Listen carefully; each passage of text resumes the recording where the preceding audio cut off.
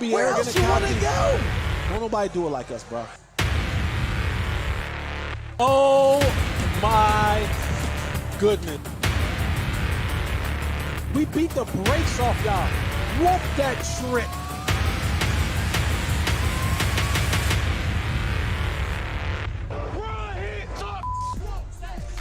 Oh, yeah.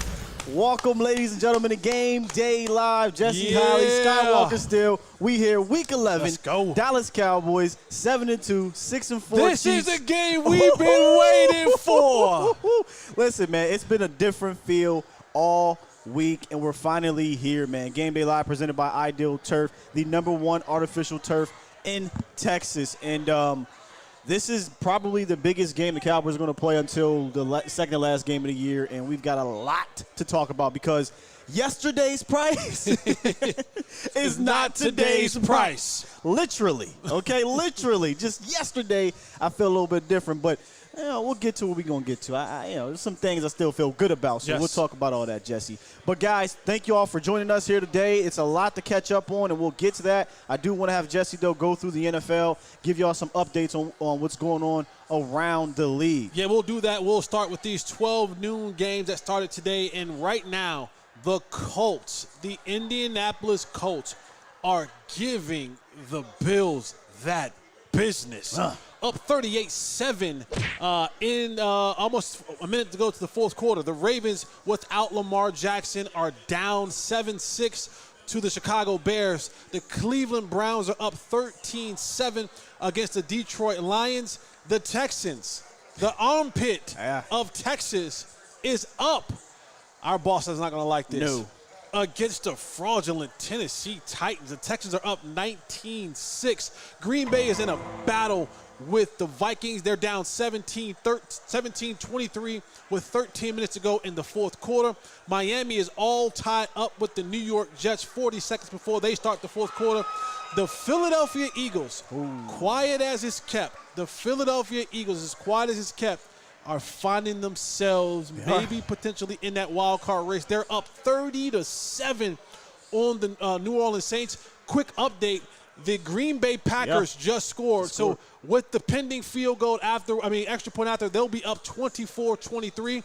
The Washingtons are beating the Carolina Panthers 21-14. The Jaguars are losing to the Niners 27-3, and that's around the NFL. But this is the game that everyone has gotten up to date for. Cowboys, Chiefs, that's all that matters today. He ain't lying. And a lot actually matters coming into this game. We'll do some game day catch-up around the Dallas Cowboys prior to us getting into all the goods, right? And we'll start with the inactives, and the biggest one is Tyron Smith. That's probably what we'll lead off. Literally and figuratively. Yeah, seriously. Tyron Smith is inactive. Will Greer, Kelvin Joseph is dealing with a family issue, so he won't be in. Nashawn Wright, I know that might sound like, two rookies, but that's two cornerbacks that play special teams and come in on certain packages. So Kelvin Joseph, Nashawn Wright out, Israel Mukuamu, and Simi Fayoko. What they decided to do was call up cornerbacks Deontay Burton and Kyron Brown from the practice squad. So those two guys will get a lot of special teams reps, and potentially if something happens, they'll get some reps in the game. And then the biggest one, and kind of where I want to start with, former wide receiver, right? Amari Cooper out COVID. That just dropped yesterday, late afternoon. We were joking after the pre-show at 12:30. Yeah. You felt different than you did at 5 o'clock. Absolutely. Which is why I said yesterday's price is not today's price. Kind of your overall general thoughts on the Amari Cooper news that dropped on Friday early evening. That's devastating. Yeah. And I get that the Cowboys have this plethora of weapons across the board, but make no mistake about it, Amari's your best one. Yeah. And he's not boisterous, he's not loquacious, he's not bombastic about his approach and things. He's just goes to work, a yeoman type approach. He is arguably, if not the best, one of the best route runners in the National Football League. He makes plays, and Mike McCarthy alluded to this earlier in the game when he was talking about the differences between Cowboys offense and Kansas City's offense. And Kansas City had that explosive offense where the plays come 40, 30, 40, 50-yard clips. Well, the Cowboys have explosive plays too, but they come in a different form. You have Amari Cooper who can take a 5 to 7 yard slant and turn it into 30, 40, 50 yards. And what I want people to understand is when you take away a guy like Amari Cooper, and I know that you say, well, we got CD and we got Michael and we got all these other guys. Yeah, those guys, they eat, but they eat well because of the attention that Amari Cooper gets from opposing defenses in secondary. And when you don't have him, now everyone has to move over a spot, and that sometimes takes away from your ability to eat. I always say about Mark, because a lot of people want to kick Amari off the boat too. Not because he can't play. They talk about his injuries. They talk about him not being reliable and things like that. But what Amari Cooper allows you to do, you explained it very well. He helps everyone else. Yes. He is kind of the de facto point guard of the wide receivers, right? Where he gets everyone else involved by just being on the field. I always say what makes Amari Cooper elite, Jesse, is the plays that don't go to him. Right. And people are like, what do you mean? You got to make plays. He does. But go watch how he attracts attention, how he draws a linebacker and a safety, how he draws a double team, et cetera, et cetera. There's actually a percentage out there. Amari Cooper is top 5 in being double teamed this year. So that's going to affect the game and affect the game plan late. Yes. That's the problem, right? Like if you go into this week Monday knowing you don't have Amari Cooper, you've got all week to game plan it. You went into this week game planning for Amari, with Amari, and then he's out at 5 o'clock or whenever the news dropped, and that changes things drastically. But what I don't want to do, though, is downplay who we have. And you're not saying you're downplaying it, but you do have CD Lamb. You do have Michael Gallup. You do have all these plethora of weapons, and Dak Prescott throwing them the ball. And what do you always give credit for after every game? Dak Prescott gives the ball to 8-9 different players throughout the week, right? So the onus is going to fall more on these guys, but I think the benefit of having depth at the position is when something like this comes up, Jesse. And the thing, yes, absolutely, having that depth, having these guys who can step up and play. But when you're in a game like this, and we're going to assume that Kansas City has found some rhythm, that Kansas City is going to be the old Kansas City and score points and make plays. When you're down a playmaker like Amari Cooper, then CeeDee Lamb, guess what? We can't have that occasional drop you give us. Right? Michael Gallup did the same thing. Michael Gallup, we can't have that occasional drop that you give us, right? And you have to be on point. We can't have – when you're down a significant player like that, everyone else's game has to rise to – and I feel like this has been a theme that you've said this many times before. So many times this year.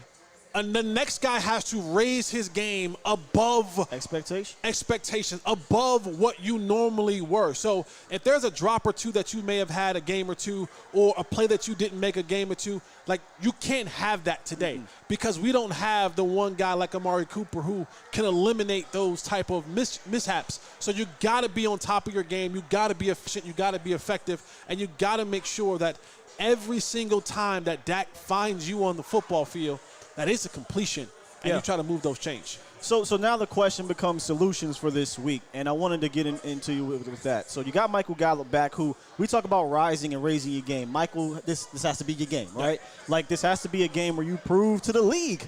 Remember, free agent after the season.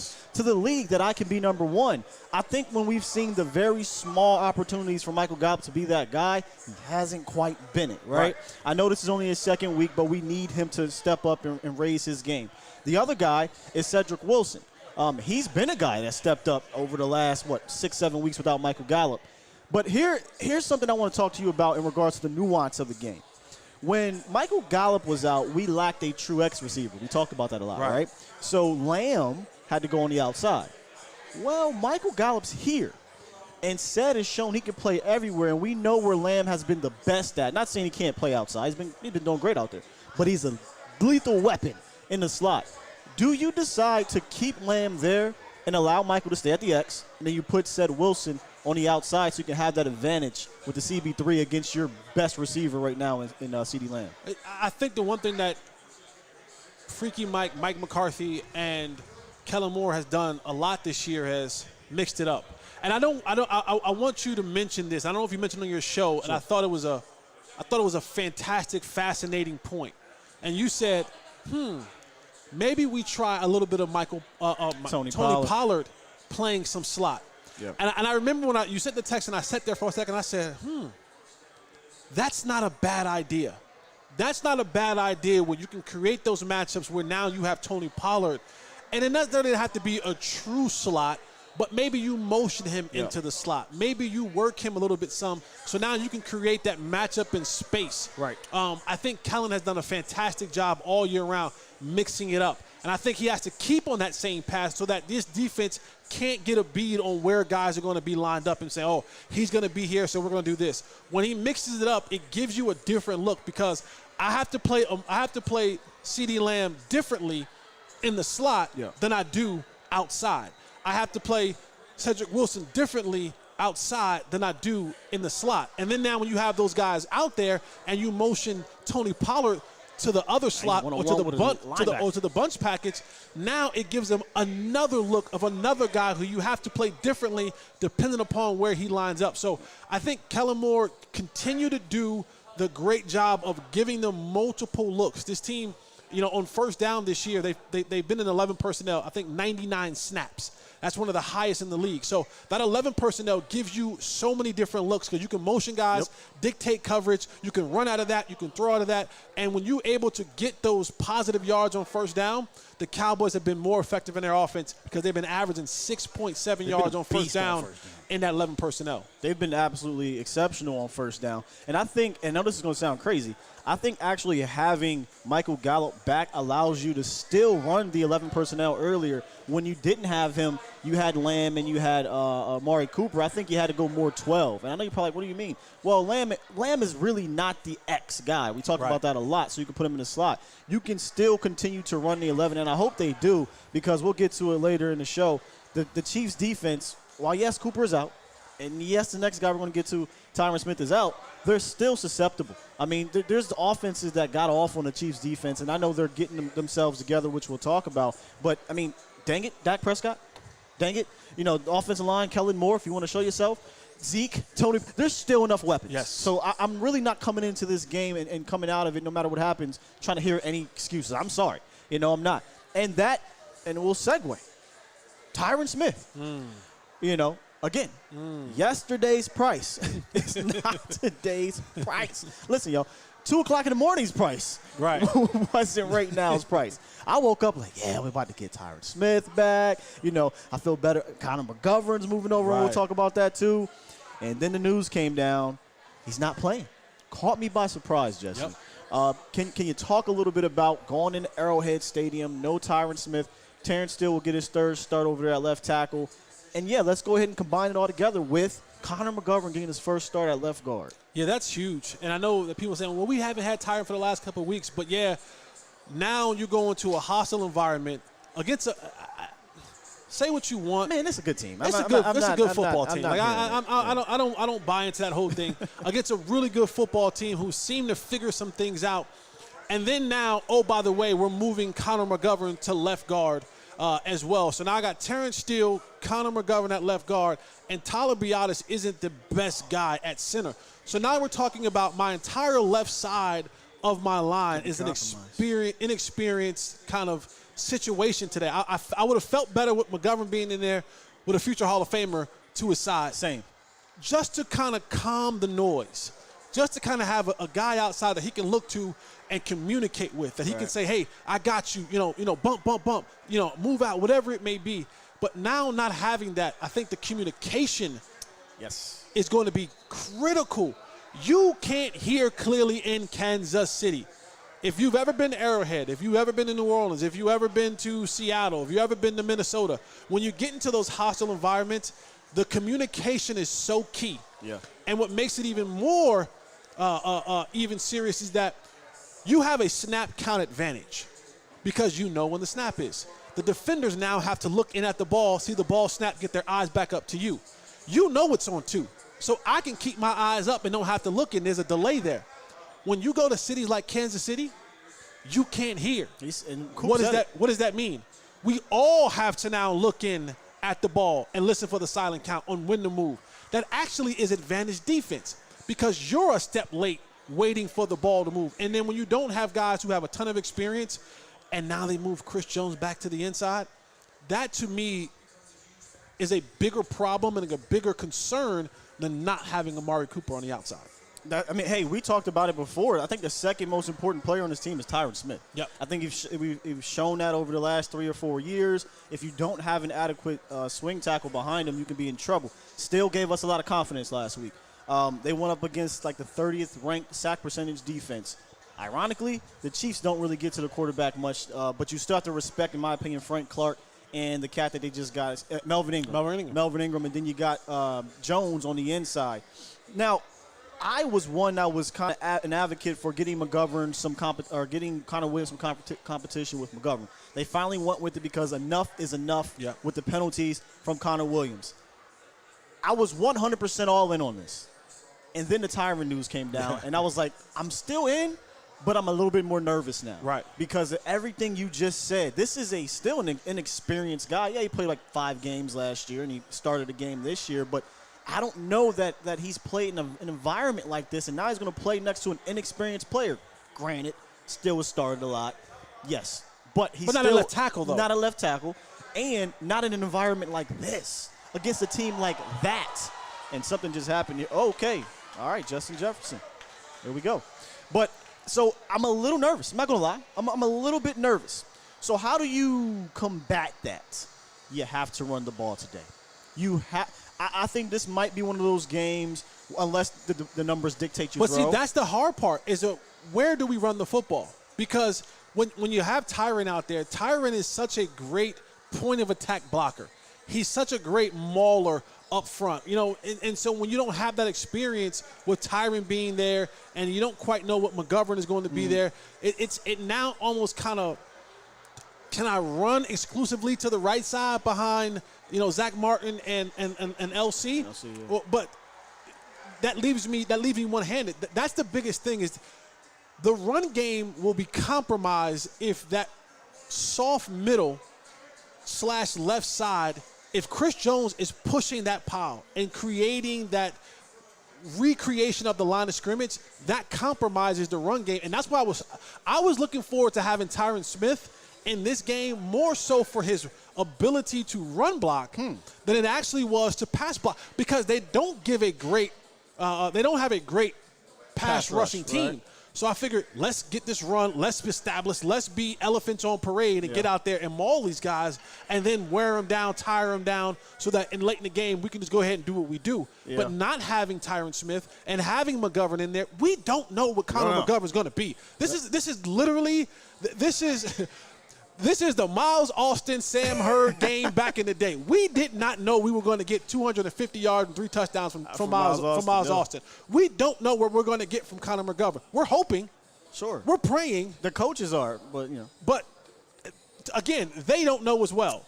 So I think not having Tyron out here not only hinders you in the passing game, but it also hinders you to be able to run the football effectively. I think the hope you have, right, is that the Kansas City Chiefs' run defense is not good. Their defense in general is not good, and that's what we'll talk about with the matchup. Their defense isn't good in general, but their run defense hasn't been particularly great either. And I went back and looked at the last 2 games. A lot of people were saying, their defense is finding themselves. Well, they played Jordan Love, right? You know what I'm saying? And they didn't get a chance to really run the ball in that game. They went up, cool. Had a good game against the Raiders, right? Las Vegas. Go look at the run game. They only ran it like 7 times with Josh Jacobs. The Dallas Cowboys can and will impose their will on you in the ground game, because, sure, we may be compromised, but we've seen this year that even with a compromised offensive line or compromised offense in general, we can get critical first downs. We can execute in the red zone, et cetera, et cetera. This may fall, Jesse, to me, more so on the game plan than the actual players, right? And I always go back to this game with the Browns last year. If you know you got a Terrence Steele, inexperienced guy, you don't single him up against Myles Garrett. Right. Right? If you know you got a Chris Jones going up against an inexperienced guy, well, you run different things away from Chris Jones, some delays, things like that. So this is going to be one of those games, and we'll talk about it on the other side too, where Kellen Moore is going to have to, time for me to, Put show some you respect that in my name. I'm that guy again, Yeah. right? Yeah. So, I do think the run game is going to be important, but let's not mistake this thing here. I haven't even mentioned his name all day. But Dak Prescott and Patrick Mahomes. Yes. This is what it's about. Right. All right? This is what it's about. This is a chance for Dak Prescott to say, hey, damn it, you're going to keep talking about Patrick. You're going to talk about Aaron. You're going to talk about all these guys. Talk about me. Right. Talk about me. And you and I, we've had this back and forth discussions for as long as we've known each other about that elite class, right? And I've always said, to me, Dak, he's if it's an elite room, he's knocking at the door. He's knocking at the ceiling like, hey, let me in. Yeah. But Patrick Mahomes, we've always put in that elite category. And in the words of the Hall of Fame Ric Flair, in order to be the man, you got to beat the man. And I think now you have that opportunity of saying, okay, y'all good, we good. Right. You the $500 million quarterback, I'm a $160 million quarterback. You the best in the AFC, I'm one of the best in the NFC. Both of our teams are playing good right now, so let's go ahead and do what we do. Oh, my goodness. And so being able now to have Patrick Mahomes and Dak Prescott face off in this type of climate, to me, this is the one right now where if you want to put your stamp on, let me in that room, I'm no longer knocking, let me in. Yeah. You go and handle your business on the road with all the losses that you have against this quarterback. Yeah, and real quick, let's talk about Aaron Rodgers. Yeah. That's why he's in that room. He just answered the call here with an amazing long touchdown. But, yeah, this is one of those games where Dak is going to have to kick the door down. You know, you have to kick the door. They're not going to open it for you. Right. You know, we talked about this pre-show and the pre-roll. You know, all these players out, defensively, offensively. You're not supposed to win this game. You're not expected to win this game. Excuse me. They're counting you out, all of that stuff. If you go into Arrowhead and outdo Super Bowl MVP Patrick Mahomes, I mean, all-world alien-like guy, right, you no longer are knocking, bro. Right. You're not knocking. You've knocked it down. Right. And I think that's what this game is really going to come down to. Whether the run game is good or not, it's going to come down to one of these quarterbacks having to make the play. I mean, that just is what it is, man. And I like my chances with Dak Prescott. Like with Dak Prescott, with him having the ball in the fourth quarter with the game on the line, I like that. I just think this is a game you dream about. Yeah. Like when you're a baller, you dream about this matchup. Like you dream of when AI talks about, man, when I knew I was playing against Michael Jordan and he got off on that switch on me, and I knew this was my moment. I'm gonna cross him over and I'm gonna hit that pull-up jump shot. This is Dak Prescott's Michael Jordan moment, AI moment right here. You're going up against what some may see is the future GOAT, the future greatest of all time, right? While he's still playing, this is your moment to go up there and go bang, bang, bang, bang, boom, gotcha. Sometimes you gotta AI your idols for what is it? AI your rivals for survival. There you go. That's this right here. That's it right there. Couldn't put it better. I'm right not there. saying Patrick Mahomes is his idol. You know what I'm saying? But you know what I mean. Like that's right. The top guy, and you gotta just get it done. You gotta get it done. And in order for him to get it done, man, he's going to be going up against that Chiefs defense that I mean, in my opinion, I think is. If you look at the numbers, by the numbers, they're bottom 3 in sack percentage, 27th in rush yards per carry, 26th in red zone conversion percentage, 32nd in the NFL in yards per target to tight ends. That could be something to keep your eye on there. And they do have some top players. Honey Badger, who was questionable. Right. Apparently active, right? He's active. Okay, so he may be compromised, so we'll see. Chris Jones, we talked about. Frank Clark and Melvin Ingram are the guys we talked about. I want to say. Anthony Hitchens is going to be out there today, too. If you don't think for 1 second. Listen. Anthony Hitchens got to. He going to want to make a play or two out there today. Go ahead and try it. I mean, Anthony Hitchens is going to want to make a play or two out there. He ain't forget that they ain't want to give him no bread back in the day. And he went to Kansas City. Got his bread. Yeah. Got the ring. Yeah. He up one. But yesterday's price ain't today's price. Hey, Hitch. This ain't 2014, Hitch. Are you kidding me? Oh, picked interception. Off. And we say Kirk Cousins. What did I say to you? I said to you, Kirk Cousins, man. You said this game is closer, man. We need Minnesota to beat Green Bay. I said fourth quarter, Kirk Cousins will do something to ruin this chance for the Minnesota to win. Man. And what does he do? Come on. With 2 minutes left, you give the ball back to Aaron Rodgers with 2 minutes left in the fourth quarter. Game. You throw a pick. This is over. It's Minnesota. Over. But anyway, man, back to what I was saying. Hitch, I respect Hitch. And he's going to be out there and he's going to try to make a play. But if there was a group to mouse in a house, it's the linebackers. And I respect Nick Bolton. Okay. But their linebackers just aren't that group this year. Okay. They aren't. And again, we got a Kansas City fan here, and we were talking about, shout out to you, brother, and we were talking about Sean, Steve what up, man? Spagnuolo. We're talking about their scheme and things like that. I just think the scheme this year is just not working in their favor. X's and O's wise, a lot of space going on out there. You think Spagnuolo called Vic Fangio? It's like, hey, you got the blueprint? You got the blueprint, bro? Hey, can you put that in the PDF and send it over to me? You think he said that? Like, he probably did. Because you know what, though? I wouldn't be taking nothing from Vic because the next week he went out and got smacked by the Eagles. So but it was just he said he had the Cowboys blueprint. Right. He didn't say he had the Eagles blueprint. He said he had the Cowboys blueprint. And you heard what Dak said last week. Yeah, Atlanta tried that. They tried it. They tried it, and they got, Yeah, so all right, go ahead, come out here in that single eye. But they're going to try different things against Dak. They're going to try to blitz him because that's what Steve Spagnuolo is. But Dak Prescott has been the best quarterback statistically in the league under pressure and against the blitz. He's the only quarterback in the NFL with double-digit touchdowns against the blitz. 15. 6 more than any other quarterback in the league. So, I welcome it. Dak said it. We welcome this. We want y'all to man up on our wide receivers, our tight ends. And does it matter that Amari Cooper is not there? Oh, for sure. Okay. I think Steve is going to say, "Oh, this will help." Like there's no Amari Cooper, right? But I think Dak trusts his guys. Yeah. And I always make a joke: 50-50 balls on Michael Gallup is 100-0 because usually when you throw it up to him, he comes down with it if you're throwing it up. Said Wilson, very sneaky, very very sneaky in being clutch, and then Lamb is Lamb. If you're going to convert your coverage somewhere, it doesn't have to be to CeeDee Lamb this week. Absolutely. I'm converting my coverage to CeeDee Lamb, and I'm saying if Michael Gallup and Cedric Wilson are going to beat me, I tip my cap to you, and I say, right, have a great day. Right. But what I'm not going to do is allow who is essentially now your new number one, CeeDee Lamb, to get off. We all know in football you can always take one guy away.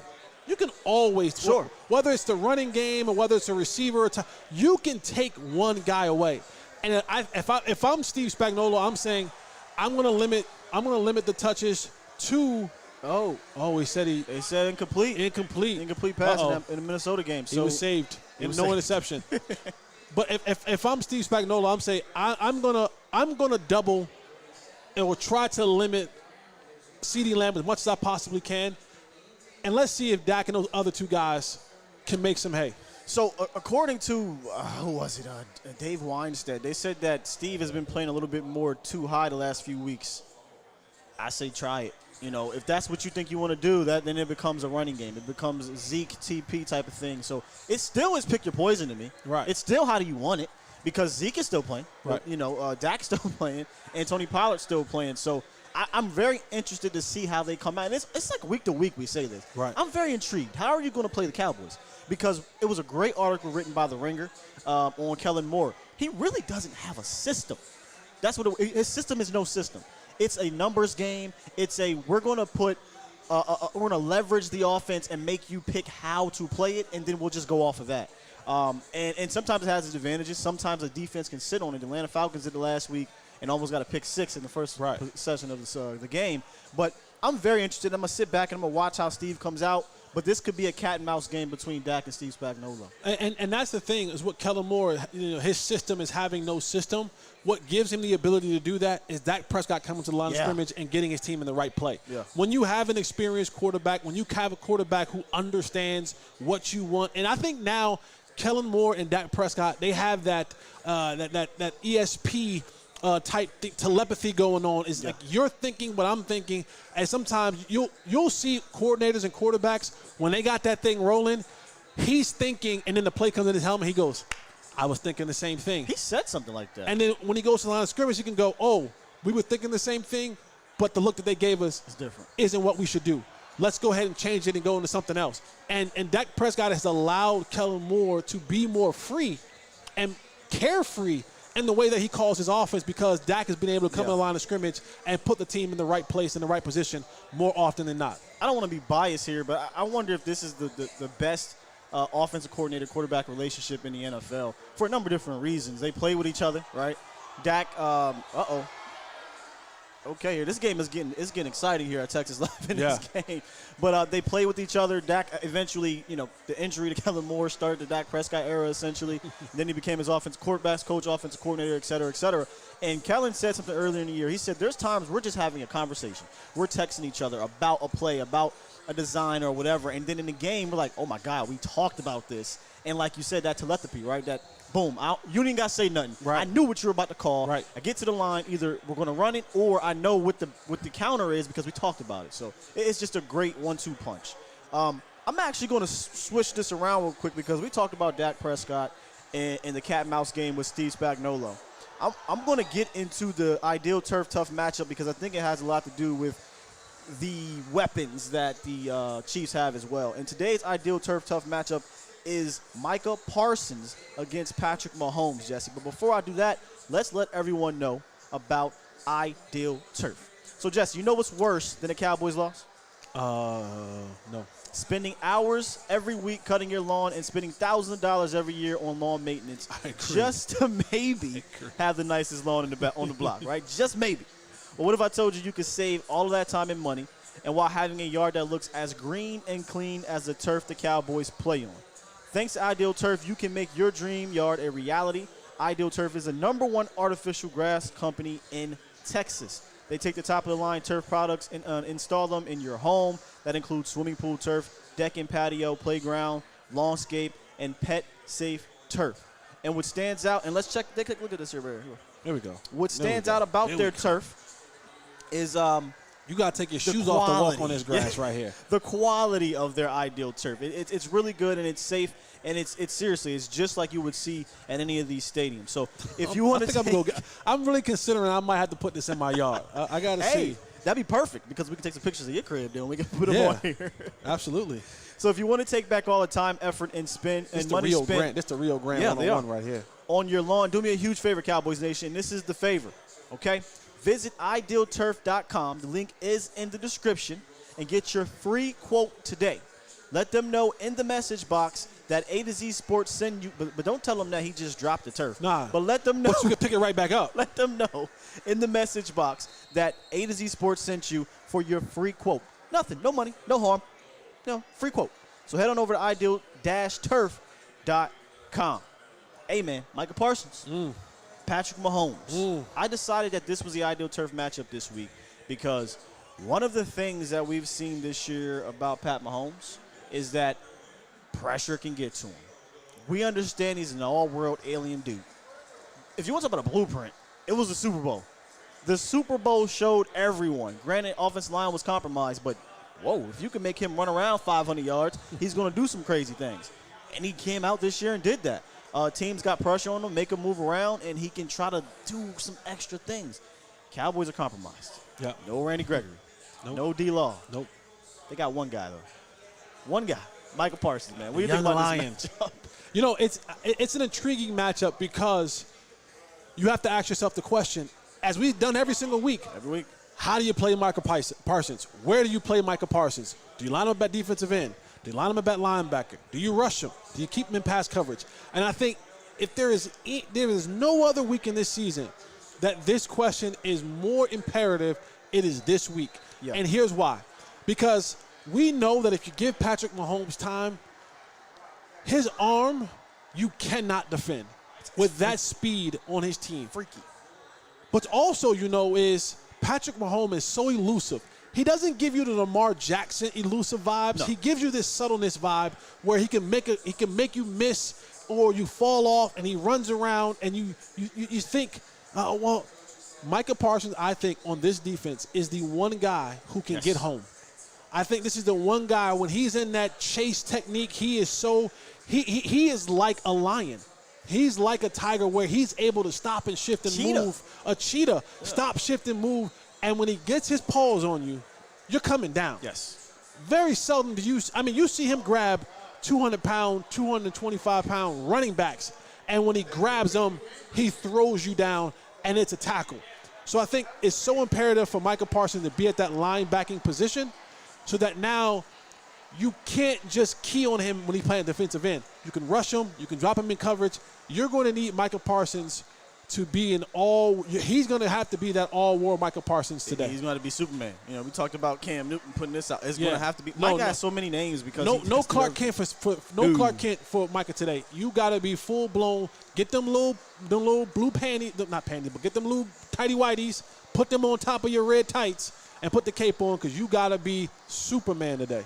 Hey, real quick update. The Vikings just won against the Green Bay Packers 34-31 with the final kick. So we'll take that. Kirk got lucky with the pick. Got lucky. But this is what the Cowboys want. The routine schedule this week was the Packers to lose to the Vikings, and then I believe later Seattle to beat the Cardinals. Yeah, and that will elevate the Cowboys to number one if they can win today. But to do that, they need Michael Parsons. And I feel like we talk about it every week, like you said, defensive end, linebacker, defense. What they've been doing with him has been working. He's been playing linebacker at the beginning of downs, and then they rush the passer when they need to rush the passer. I think that's what they need to continue to do because a lot of people get caught up in splash plays at defensive end. Oh, he beat, that right tackle against Atlanta. Great. But y'all keep ignoring what he does at the backer position. Right. He makes those same splash plays. It's just that it's in the run game or it's on a dump-off pass. Those are important, folks. Those are absolutely important. So I think you need to keep him there to help keep these guys behind the chains on the ground game. One thing, and let's get into this offense. Wait a second. Time out. Did that lady just put on a Dak Prescott jersey over her Green Bay Packers shirt? She literally had a Green Bay's Packers shirt on, and now she's putting – I can't make this up. She's putting on a black sweater jacket now because her long sleeves – she had a Packers shirt on. The Packers lost. She put a Dak Prescott jersey on. You see this stuff on movies. And her long sleeve still had Packer coming down the sleeve. And she put a jacket on and is trying to – I see you, lady. I seen it. This is phenomenal. She literally just had a Packers jersey on, Packers shirt on, put her Dak Prescott jersey on, and put a black jacket over top of it to hide the Green Bay Packers sleeve. She said we lost? No. Holy we're not losing. Moly. That's what I'm talking about, baby. Losing. Let's go Cowboys. Don't be like that lady who just did that. Lady, you got to be kidding me. Yeah, that's not in my blood. I don't know how you can. What are we talking about? That just threw me for a loop right there. I'm sorry, people. I'm sorry. We got to throw her out the club. Oh, my God. We're talking about Michael Parsons. Yes. And Patrick Mahomes. And then I was going to segue into the Chiefs offense because we haven't talked about it in detail today, man. It's really the weapons, and I don't want to say it's just these two guys, but God dang it. Travis Kelce and Tyreek Hill is the offense, man, combined with this scheme, right? I call it space ball. Right. I call it the East-West Coast offense because they do a lot of back and forth pre and post, but it's mostly to try to get something opening up downfield. Right. And the blueprint, if you want to talk about a blueprint, has been to play a lot of cover two, Jesse. And playing that cover two opens up the middle of the field, which means Travis Kelce is the most important player. But their most dangerous weapon, I think, is Tyreek Hill. When you watch the Chiefs this year on film, what have you, how tough is it here, and what do you think the Cowboys should do to attack it? The Chiefs are going to present problems all the time because speed kills. Yeah. That's just what it is. And a lot of what they want to do is get the ball to those speed guys in space. When you look at Tyreek Hill, a lot of what he does is they line him up in tight, and he runs these deep overs. And it's basically, if you give Patrick Mahomes enough time, then Tyreek Hill is going to beat you from one end of one hash mark to the opposing sideline, and most people can't keep up with him. No one can keep up with him. But like you said, Tyreek might be the most dangerous, but Travis Kelce is the most important. And here's why. I was watching Travis Kelce, and I went back, and I was just looking at clips all year long. Travis Kelce, who has been a beast for at least like the last 5 years, yes, led the league in total receiving yards last year, over all receivers with like 1,400-something yards last year. Travis Kelce does this thing where a lot of his routes are in the box type area, 10, 12 yards down the football field. But what makes Travis Kelce so difficult to defend, one, he's super athletic. He's 6'5", he's 6'4", he's 255 pounds. Big. He's big, he's strong, he's athletic. But what he does is when the ball is coming to him, he squares up to the quarterback, and he begins to do this subtle movement as the ball is coming. And so when you got safeties and linebackers trying to tackle this stationary target, Travis Kelce is slightly turning away from you as the ball is coming. Now, that has caused him to have some drops this year. Yes. 6 already this season, and it's also caused for some interceptions because it's been tips and stuff like that. But when he catches it and he begins to this subtle turn, guys are going to hit where he was and no longer getting a whole man to hit. A great observation. And he's athletic enough to break the first tackle. Go watch his film. He breaks majority of the first tackles that come along. And it's a small, subtle movement where he's just catching it and he's turning at the same time, and now he's upfield, and now he takes those 8, 10-yard plays, and they're 20, 30-yard plays, and he's in the middle of the field, which means he has a two-way go, and he's picking up blocks on the way down the field. So when you're dealing with a guy like Travis Kelce, you got to tackle him, but you also got to get to Patrick Mahomes because he's trying to find Travis Kelce, and when he does that, that safety creeps up just a little bit, and then it's Tyreek Hill, Mecole Hardman, and the rest of the cheetahs that they got on that offensive side of the ball at wide receiver. Yeah, believe it or not, man, they'll just use sometimes Hill as a decoy just to get Travis the ball. So got to watch out for that. But, man, great observation on Travis Kelce. It's those little nuances to me that I said this week. He reminds me of a primed, more athletic, but primed Jason Witten. Because Jason Witten's not going to speed by you. Travis Kelce's not going to be Kyle Pitts and just speed by you. But he'll run by you, though. Travis Kelce can gallop. Like Travis Kelce. Okay. And if I like that. And if you're not an athletic linebacker, a lot of these tight ends can get you. But what I mean is, what makes Travis Kelce so great is the nuances, right? He can route you up. Yes. Jason Witten had that move where he'd fake you in. It's not even like he's just it fake you in and come back out. And it, like you said, Jason and Tony were this is really, honestly, it's so crazy you said that, and I'm thinking about it. Jason and Tony did the same thing where Jason will slide knowing that Tony's going to deliver the ball down here, or Jason would get that quick little turn just so he can be away from that linebacker hanging on his body. Right. Travis Kelce does the same thing, and that's what makes those guys dangerous. But the difference is Travis can yak you up. Yep. And he's got a ton of yak this year. So tackling is going to be at a premium both against Travis Kelce and those other guys. That's why you need Micah Parsons at linebacker. Yeah. I need. Well, what do you do here, though? Let me ask you this, because I've been debating this all week. Who do you put on? I've been bouncing this around. J-Ron Curse, Trayvon Diggs, Micah. What do you do there? All of the above. Okay. You mix it up. You give Travis Kelce different looks because you have to. like when you have these elite players, they're like elite pitchers, right? Or elite hitters. If I see you a couple times around, then I kind of got to beat on who you are and what you are. True. But if I got a different, if for two plays I got J-Ron, which now is tall, physical, long arms. And now the next play I got Trayvon Diggs, which is more quick twitch, fast, and then, and by the way, now I got Micah Parsons, which now he can grab me and be physical. Oh, by the way, he runs a 4.3 as well. So now if I give Travis Kelce these looks, it's harder for him to know when and where to go in his tool bag to get the next tool to route you up, because all the game long I've been getting these different looks. And if the thing about Travis Kelce, if he's rolling, watch out. It's tough. It's tough to stop him. But if you get him a little bit frustrated and you get him kind of off his game a little bit, it's hard for him to kind of catch back on. So I think, to answer your question, give him all those looks.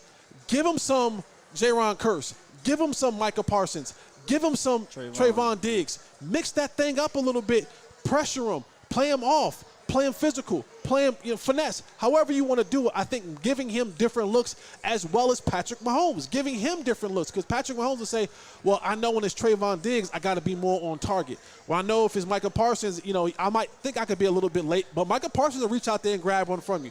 So I think just giving them different looks and making them have to decide, how am I going to play against this guy this down? And hopefully we want to get them, we want to get them mixed up, and it's a third down, and now you got to punt it. I think when you have to have a absolutely have to have a game plan. But there's always that famous saying, and I think the Cowboys should implement it here. Everybody's got a game plan or a plan until you get punched in the face. Yep. And I think that is the number one thing Dan Quinn has to hammer home today, is be physical every single play. Yep. This team may be the most finesse team I've ever seen in my life. And seriously, the quarterback is a finesse quarterback. They're the Warriors. They're the Facts. Golden State Warriors of the NFL. Facts. And what was you got to Jordan rules these dudes. Yeah. Everybody, all of them. And because listen, man, I like Travis. He got a little twang to him. He got swag. He got a little swag. He gets the ball. He do a little all this and Yeah. stuff. You can't let him be doing all this today. Not at home. If he starts doing this, it's going to be a problem. Yeah. So you need to punch him in the mouth, as Keith Brookins said. I don't know if he was on the team. I was there. We got to punch him in the mouth. See blood. And I was like, wait, hold on, Keith. Like, I'm sorry, y'all. Keith was a wild dude. Keith is something different. But you got to do it for real. You got to punch him in the mouth today, y'all. And when I went and watched that Packers game, because there's other games. The Bills played them great. Who was the team? The Titans. Played them great. And the Titans, really, they held them to 3 points. But it was something different about that Packers game. You'd be like, well, the Packers lost.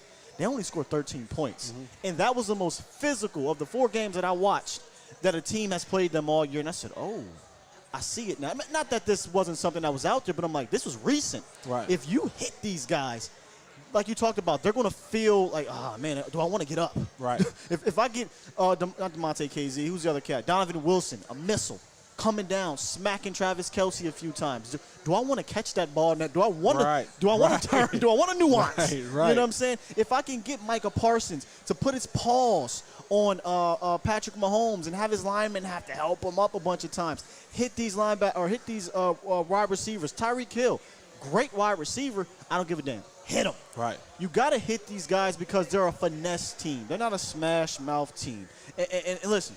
No. Whoa. I didn't even notice that. Sorry, guys. Kid walked by about to touch the camera. We were about to get crazy. Miss Prescott was going to have to mouth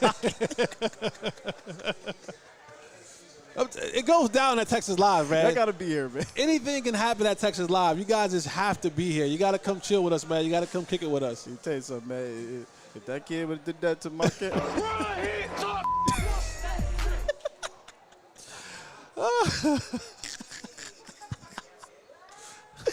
I hit kids too. No, they could have been like, "It's good." It's good. No. Listen, all We're jokes, just playing. all We're jokes, playing. man. I got kids. All jokes, man. All jokes. We just having fun over here. Anyway, man, I think the number one thing this defense has to do today, man, besides X's and O's, is be physical with Patrick Mahomes and his offense because they don't want that kind of game. Yeah, but you have to be at the right place to be physical. Yeah, you can't be reckless. Right. Don't be reckless. Be physical. Yeah, be physical. Be where you're supposed to be. 11 guys to the football. And this isn't something that the Cowboys haven't been doing all year, right? But you got to tackle. You got to be alignment assignment sound. And this is especially because we didn't even talk about it up front. Not having Tank, not having Randy Gregory. And one of the things that you see, Hamilton, will you show up again today? Because there's been games where you've shown up and then you've gone ghost. Yeah. Dorrance Armstrong. Dorrance He's playing Armstrong with a heavy heart, but I mean. Right. I mean, these Dorrance Armstrong and Terrell Hamilton, Basham, like you guys have to show up. You guys have to show. And this isn't a game where you say, oh, you know what, this play right here, I'm going to go inside. Because you go inside and get washed down, and now Patrick Mahomes is coming around that edge.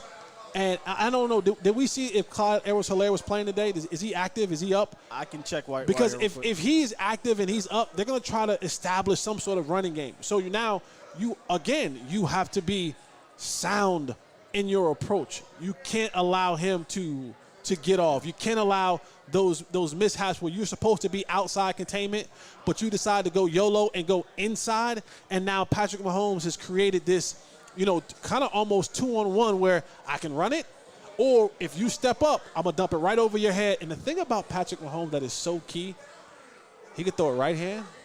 He can throw it left hand. Throw it like this. He'll throw it sidearm. He'll pitch it. Hell, he'll roll it. Yeah. If you let him, he'll do whatever he has to do. You cannot let up. You can't I let said up. all week, So Jesse, you up gotta be front, disciplined all the way like I said, Basham and Dorrance Armstrong and all those guys that are playing up front. Now is the time that you have to show up. You can't go missing. You can't be out of alignment and assignment. You gotta be efficient. And when you get there, bring them down. You have to play through the whistle today, y'all. You can't have these guys saying, "Oh, well, like remember against Javonte Williams, they all rallied, and then a couple people, 4 or 5 players are like, all right, play's over." You cannot do that against Patrick Mahomes because he'll throw some weird sidearm and it'll get there for a first down. So you got to play through the whistle. Real quick before I go, before we go, Clyde is playing, so he is active. Well, that's even more important. Those guys get up front. Got to tackle. This is a mirror. We're playing ourselves. We look tougher out there. They're going to try to stop us the running game. Yeah. They're going to try to have explosive plays. They got a really good quarterback. They got really good receivers. Yeah. You know, I mean, they're offensive team. They're offensive team. Their defense isn't the greatest. They have some opportunistic guys in their defense. Our defense isn't the greatest. We have some good players and good pieces on our defense. Scheme. Very good scheme. We run a good scheme. I mean, we're both going to try to do the exact same thing. Whoever is able to do it more consistently, more effectively, that'll be the team that comes out of here today with a victory. Final thoughts on matchups I got to ask you about, man, because you're going to see Tyreek Hill on Trayvon Diggs, but strangely enough, I don't like it. I'm saying strangely I don't like enough, I think I want to see, because AB's the quicker guy, right? AB's the more speed guy. I think when you do get Trayvon Diggs on Tyreek this week, I don't need Trayvon to be that gambler, right? I don't need you to be that gambler this week if you are on him. But how do you get that out of your system in this week when you've been that this entire year? You not only just practice it, but you have to tell yourself this is the week where I just have to be way more disciplined due to the player that I'm playing, right? And the fact that now teams are going to try to get me. And let's be real. I'm going to be real here, okay? That double move against, and I think we talked about this, against Denver, I think that was good coverage. I'm sorry. I'm sorry. I think it was good coverage. I think he was beat. That was good. So we're just going to be disagreeing on that. We could agree to disagree, and you could be wrong. I've seen – yo, get out of here, bro. I've seen him get beat for real on a double move earlier in the year, and the ball didn't go his way. It was against the Chargers, but that's neither here nor there. What I'm getting at is I think I go AB and a safety, or I don't give a dang if it's Trayvon Diggs and a safety. I don't care who's guarding Tyreek Hill today, y'all. We got to put a safety over the top. Should that be the game plan? Yeah, you have to be able to do something. That speed is so critical, and it's it puts so much pressure on everybody. But again, you can have this is the danger of playing Patrick Mahomes. Yeah. You can have a safety over the top. You can have a hot dog man. You can have a water boy. You can have your grandmother out there. Patrick Mahomes has an arm, and Tyreek Hill has the speed that if you don't get to Patrick Mahomes, he'll just outrun you. He'll just outrun you, and Patrick Mahomes will just outthrow you. And that's the biggest thing. That's why you can't play that 10-yard off crap on Tyreek Hill when you have a safety help. You do got to get physical with him so that you can get him off throughout the timing, right? So you can try to get home to Patrick Mahomes. If you play off all day, good luck. Good luck, because now what you're allowing is he going to go deep or is he going to run that crosser and just outrun me? So that crosser is – listen, guys, it's coming. It's killer. He's going to line up in bunch formation. He's going to line up in slot. He's going to motion in. The deep over is coming. Yeah. And if we don't play it correctly, they're going to complete it, and it's going to be a 40-yard gain or more. It is coming. Make sure you're where you're supposed to be. Get to Patrick Mahomes, and let's limit. They're going to make plays. This offense is too explosive for them to not make plays. Let's limit the plays that they make. Let's also not at the end of the half in 2017 play 50 yards back on God. Tyreek give Tyreek Hill. Please don't bring that back. You don't give Tyreek Hill a punt return on it. Anyway, all right. That old regime is no longer here. Like, all that is washed out and gone. So thank goodness. Don't even bring that up. You're right. Don't bring that mojo up. You're right. Let's get the final thoughts or predictions to this game. And like we said, yesterday's price is not today's price. But, what you got, man? If you heard my show, Hanging with the Boys, Monday through Friday at 11:30 on DC.com. On Friday, I said it was going to be a tight game. I picked the Cowboys to win 33-30, and I said it was going to be a last-second field goal. Dak grabbed the team down the field and gets a last-second field goal to win the game. That price then is not the price now. But I'm still hoping and believing that this Cowboys team is legit and it is real. And it is not the old Cowboys.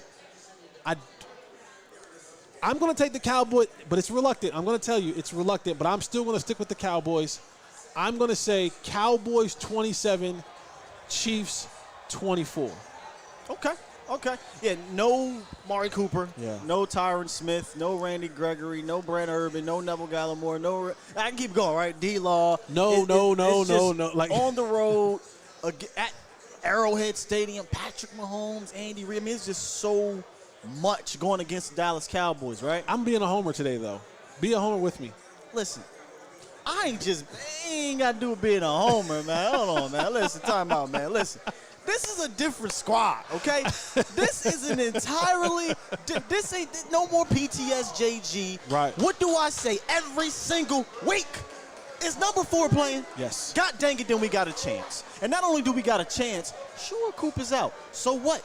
You got Zeke, you got TP, you got Ford, you got Gallup, you got Lamb, Cedric Wilson's balling. And here is the one player we ain't talk about that much. Dalton Schultz. Ooh. I said they're number 32 against the league in tight end yards per attempt. Dalton Schultz could play a very important role in keeping this train moving on their possessions. So I feel confident, folks. I do. I feel confident because on the other side of the ball, Dan Quinn has stepped up at every single turn. Every single turn. And if you think these boys didn't get woke up against the Denver Broncos, you're wrong. They did. So there's no letdown game coming. That letdown game came. Okay? Right. Dallas Cowboys 37, Chiefs 31. I'm booking it. Let's There we book it. go. Let's do There it. we go, y'all. Let's I do feel it, man. good about it, man. I'm going to come back here after the game. I'm telling y'all. All right? So let me get on up out of here, man. Let me press that button. Y'all report back. Halftime. We'll be back here. A to Z Sports Live. Jesse Holley, Skywalker Still, Game Day Live. Presented by Ideal Turf here at Texas Live. Revolver Brewhouse. Oh, it's going to be a good one. I feel like it's going to be. I got these on for a reason, y'all. I'm just saying. Love y'all. Peace.